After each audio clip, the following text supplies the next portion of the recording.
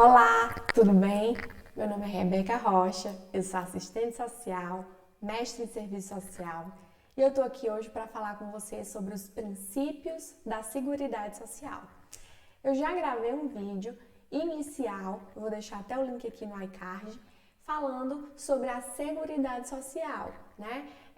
Quais são as influências que a gente recebeu aqui no Brasil, quando foi promulgada a Constituição de 1988, quais são as políticas que a compõem, tá? Se você quiser saber um pouquinho mais, assiste aqui o vídeo que eu vou deixar o link, é o vídeo 1, esse aqui é o vídeo 2, dando continuidade na discussão da Seguridade Social.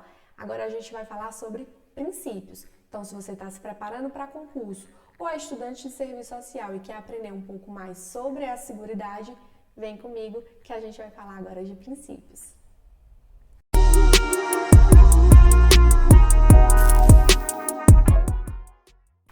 Bom, e os princípios da Seguridade Social, eles estão previstos no artigo 94 da Constituição Federal de 1988. E ao todo são 7 princípios. Qual o primeiro?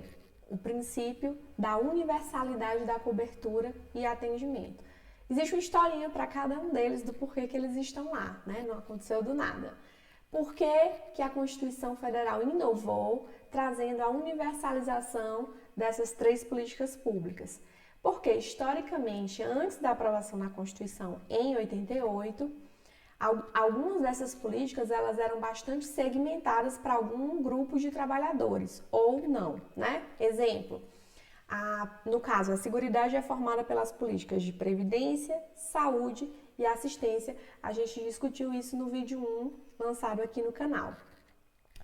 A política de previdência, historicamente, sempre foi voltada para os trabalhadores.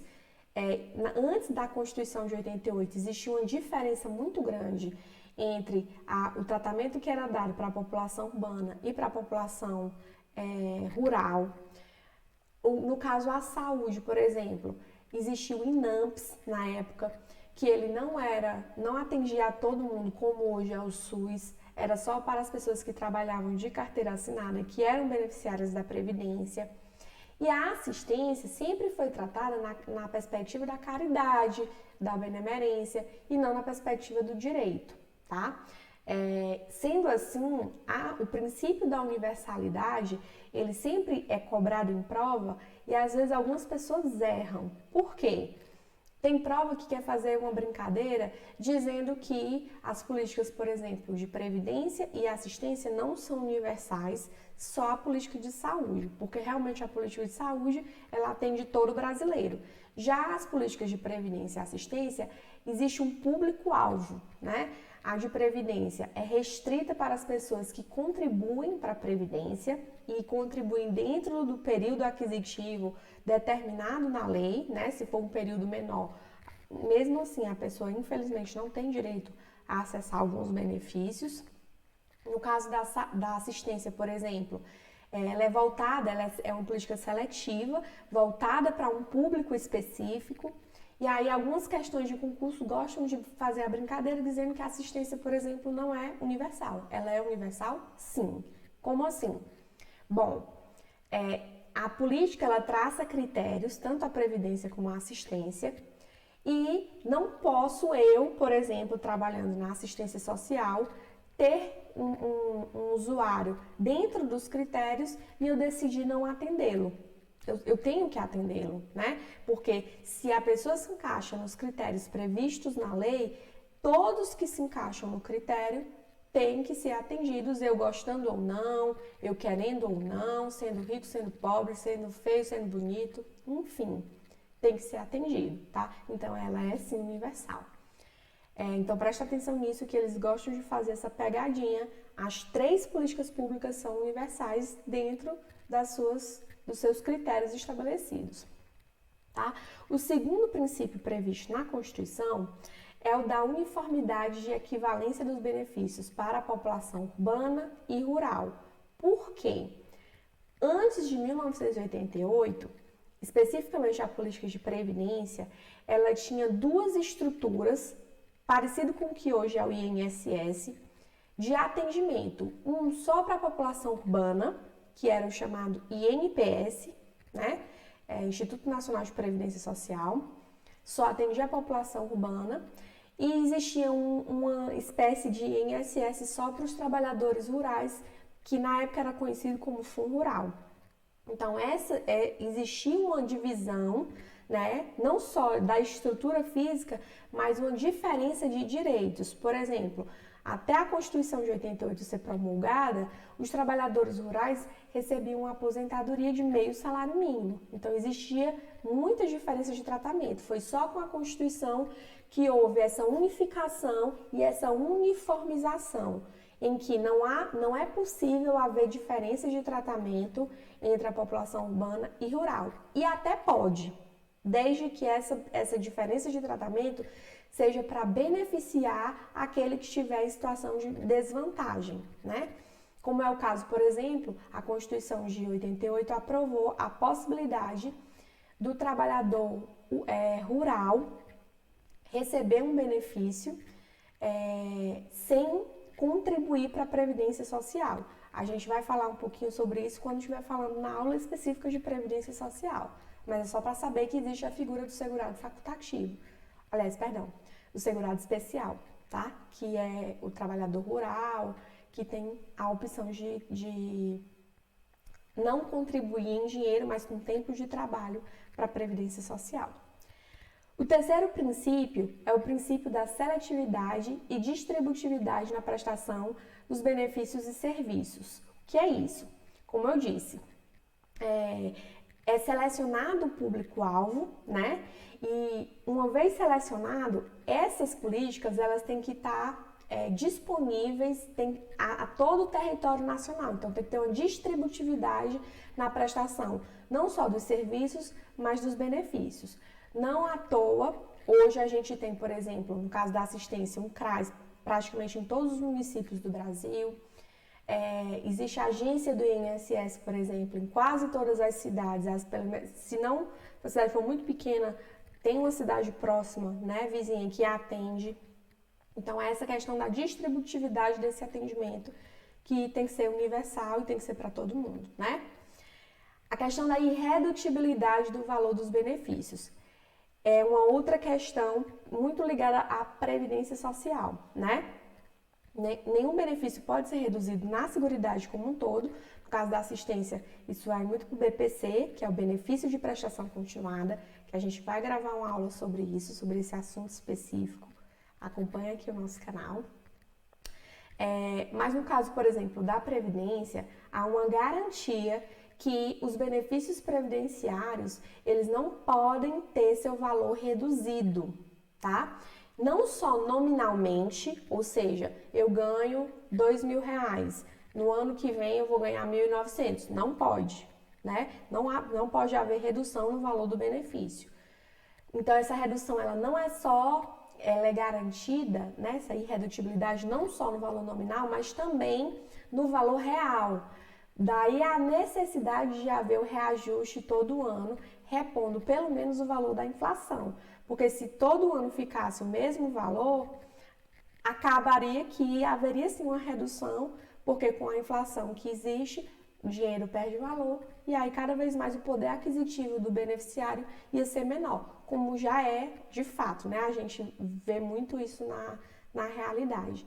Mas aqui a gente está falando de legislação e do que pode aparecer, por exemplo, na sua prova de concurso. Então, vamos fazer as discussões, mas fazendo as ponderações também, tá? Equidade na forma da participação e no custeio. O que é equidade? As pessoas confundem um pouco a equidade com igualdade. Não é a mesma coisa. Igualdade é você tratar todo mundo igual, independente de quem é o sujeito. Equidade não. A gente vai fazer um tratamento diferenciado na medida da desigualdade dessas pessoas. Tem uma imagem que eu vou colocar aqui para vocês dos banquinhos, né? 3 crianças num banquinho. E essa imagem, para mim, ela é a que mais retrata a questão da equidade. Ou seja, eu dou um banquinho menor para o rapaz que é alto, né? E para ele poder ver do outro lado do muro. Eu dou um banquinho médio, né? Um pouco maior para outra criança para ela também conseguir ver atrás do muro. E para o que já é grande, aliás, para o menorzinho de todos, aí eu dou um maior banco para ele ter condições de enxergar do outro lado do muro em igualdade com os outros colegas. Então, a diferença de altura faz com que eu precise dar diferentes banquinhos. É mais ou menos essa a ideia. Ou seja, se eu sou gestor de um município e eu vou decidir onde, por exemplo, instalar um hospital ou onde instalar, por exemplo, um CRAS, eu vou fazer isso na região que mais precisa. Entendeu? Então, é feito esse mapeamento e aí a Seguridade Social, ela se propõe a ter equidade na participação do custeio, ou seja, quem ganha mais, paga mais, quem ganha menos, paga menos. Isso tem que ser proporcional. Bom, o princípio sexto, ele está numa coisinha diferente para destacar que ele foi modificado com a emenda constitucional número 103 de 2019, que foi a emenda da contrarreforma da Previdência Social. A gente também vai ter um vídeo aqui no canal falando um pouquinho mais sobre ela. Então, por que ele está na cor diferente? Antes da reforma da Previdência, que foi aprovada em 2019, esse princípio parava em diversidade da base de financiamento. Era o princípio sexto, que dizia basicamente o quê? Para financiar a Seguridade Social, eu não posso colocar todas as minhas fichas, toda fonte de dinheiro em uma única fonte. Por exemplo, contribuição dos trabalhadores. Porque em um período de crise, acontece dessa contribuição pode vir a diminuir, como é o que está acontecendo agora, quando as pessoas ficam desempregadas, há uma diminuição do número de contribuição, né? E aí, justamente para esses momentos, que é quando esse trabalhador mais vai precisar, é para existir outras opções de fonte de contribuição. Então, por isso que foi criado contribuições sociais, como PIS, COFINS, CSLL, para garantir que existam outras fontes de contribuição para a Previdência, para fortalecê-la. Porém, com a emenda 103, que foi a da contra-reforma da Previdência, acrescentou-se essas outras informações que são identificando-se, acompanha comigo aqui a leitora, em rubricas contábeis específicas para cada área, as receitas e as despesas vinculadas a ações de saúde, previdência e assistência, preservando o caráter contributivo da Previdência Social. O que foi isso? Bom, essa ideia partiu do Paulo Guedes, né? E foi aprovada na emenda, dizendo que a partir da reforma da Previdência, o orçamento da Seguridade, que é composto pelas 3 políticas públicas, saúde, assistência e previdência, agora não vai ser mais analisado como um todo, como era antigamente, das 3 políticas. Agora, cada uma das políticas vai ter uma rubrica contábil específica. Uma para saúde, uma para assistência e uma para previdência. Qual a intenção disso, né? É dar notoriedade para o que eles chamam de déficit da Previdência Social. Por quê? Hoje, a gente vai gravar um vídeo aqui no canal só sobre financiamento da Seguridade. E aí você vai entender melhor o que eu estou dizendo. Mas o que acontece? Hoje, a gente tem a Seguridade Social, ela é formada por várias fontes, né, de financiamento. Se eu for contabilizar a Previdência só com o financiamento, por exemplo, do trabalhador e do empregador, e isso como fonte de receita, diminuindo do total de despesas, só essa receita, realmente há um déficit, a conta não bate. E aí o orçamento da Seguridade, justamente para garantir tudo isso, foi criando várias outras fontes de receita, como a gente já tinha dito anteriormente, para que essa Seguridade Social pudesse ser robusta e garantir proteção social para todos os brasileiros. Então agora, a partir de 2020, isso começa a ser analisado de maneira separada, para evidenciar esses contrastes, né? Que às vezes uma política acabava consumindo mais recursos do que outras dentro da Seguridade Social. Enfim, no vídeo de financiamento a gente vai detalhar mais isso aqui. E o último princípio da Seguridade Social é o caráter democrático e descentralizado da administração mediante gestão quadripartite. Ou seja, ele está dizendo aqui que a Seguridade Social, ela tem que ter participação da população, né, por meio dessa gestão democrática, que é feita por meio de conselhos e conferências. E no caso da Seguridade, especificamente até da Previdência, é por uma gestão quadripartite, com a presença do governo, né, representantes do governo, representantes dos trabalhadores, representante dos empresários, né, dos donos das empresas e dos aposentados e pensionistas, tá? No caso dos aposentados. Então, essa gestão quadripartite, que representa a participação da população, ela é formada por esses 4 entes e é o 7º princípio da Seguridade Social. Então, se você não entendeu, ficou com alguma dúvida, comenta aqui nesse vídeo que a gente grava um outro vídeo futuramente, tirando as dúvidas que vocês apresentarem, ou eu posso até vir também respondendo as dúvidas de vocês.